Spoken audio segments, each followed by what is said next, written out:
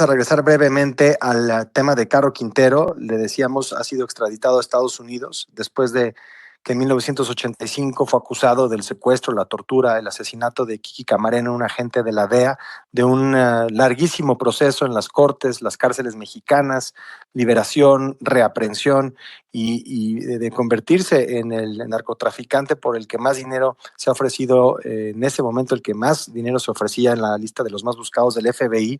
Atsiri Cárdenas es periodista allá en Jalisco, ha sido durante muchos años una de las periodistas que más ha dedicado trabajo a la figura de Caro Quintero. Incluso entiendo, Atsiri, no hace mucho tiempo entrevistaste en exclusiva a su esposa.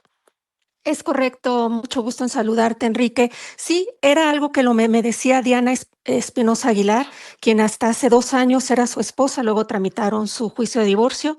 Y en esa entrevista, ella me comentaba que el más grave temor de Rafael Caro Quintero, más que ningún juicio, más que ninguna acusación en México, era el ser extraditado a Estados Unidos. Y también me lo dijo en una entrevista Jesús Lemos, un periodista, un colega de nosotros, que compartió cárcel, por así decirlo, en el Penal Federal número 2 de Jalisco, cuando Jesús Lemos fue encarcelado injustamente y que luego después salió. Y él platicaba que en las conversaciones que tenía con Rafael Caro Quintero en este penal, que ya, por cierto, cerró este penal federal aquí en Puente Grande, era lo mismo que le decía, que él, su más grave temor es que las autoridades de Estados Unidos lo enjuiciaran porque temía sobre todo a la pena de muerte. Pero fíjate, Enrique, que este es un tema muy importante porque, como bien dices, he estado siguiendo el caso legalmente de Caro Quintero porque es el narcotraficante cuyos juicios han sido los más largos y los que más han colmado de expedientes en los tribunales mexicanos, sobre todo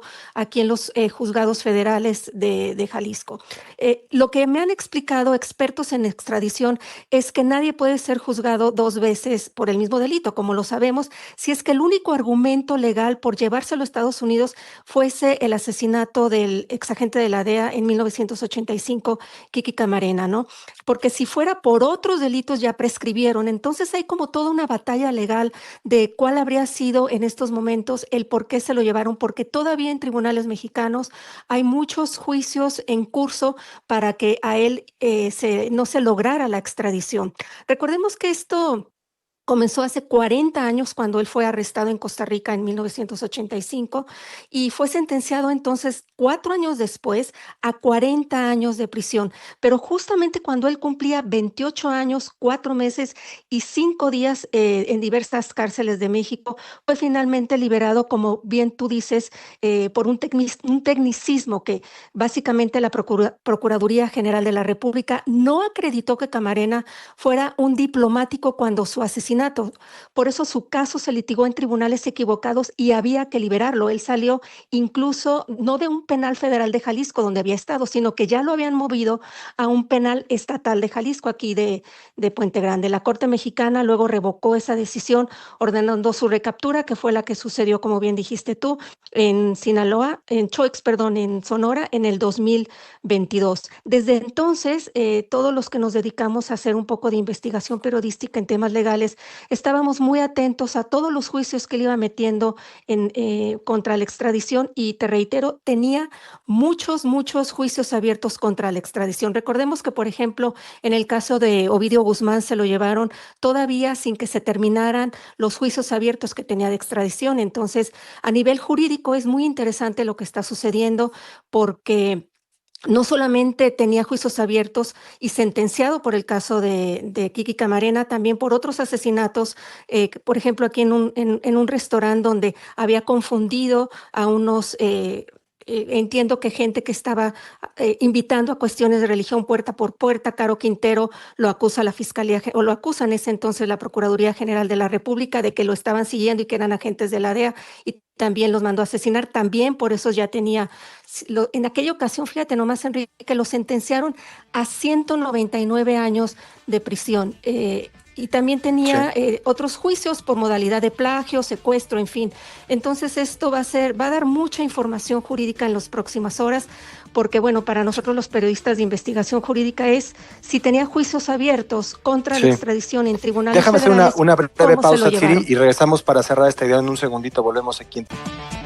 Ya estamos de regreso en tiempo real en conversación con Atsiri Cárdenas. Atsiri, nos hablabas de la importancia que tiene la extradición de Rafael Caro Quintero para cerrar un largo capítulo, un capítulo que lleva décadas escribiéndose sobre la llamada guerra contra las drogas y la cooperación en materia de seguridad, o a veces la ausencia de esta cooperación entre México y Estados Unidos.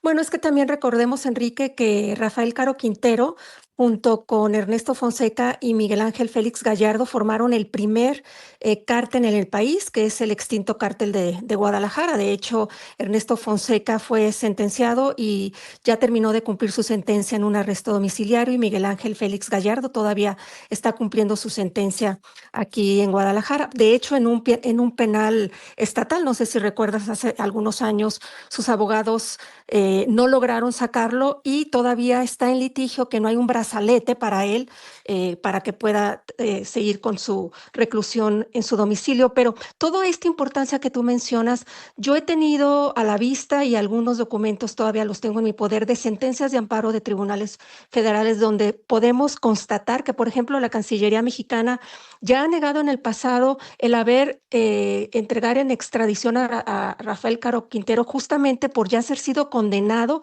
y sentenciados por los mismos hechos por los que es requerido en Estados Unidos. Es lo que revela una sentencia de amparo. En ese documento, además, se leen los cargos por los que entonces fue requerido en Cortes de California: delitos por violencia para asistir delincuencia organizada, asociación delictuosa para cometer delitos violentos, asociación delictuosa para secuestrar a un agente federal y homicidio grave de un agente federal.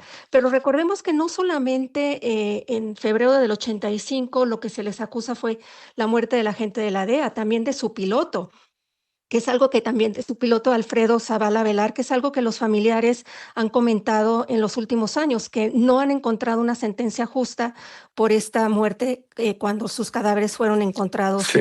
en Michoacán. Caro todavía tiene pendientes en Arizona juicios por homicidio y en Nueva York por narcotráfico, y según un ex agente de la DEA también tendría razones poderosas para que no se pudiera entregar, porque podría dar mucha información en Estados Unidos. Esto es un caso que nos ha tomado por sorpresa a todos, Enrique.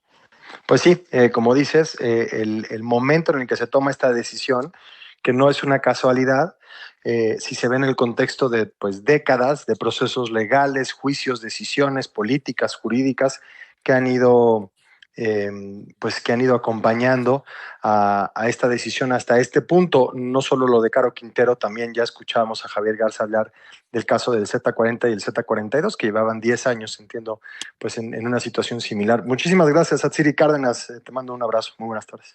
Muchísimas gracias. Hasta la próxima.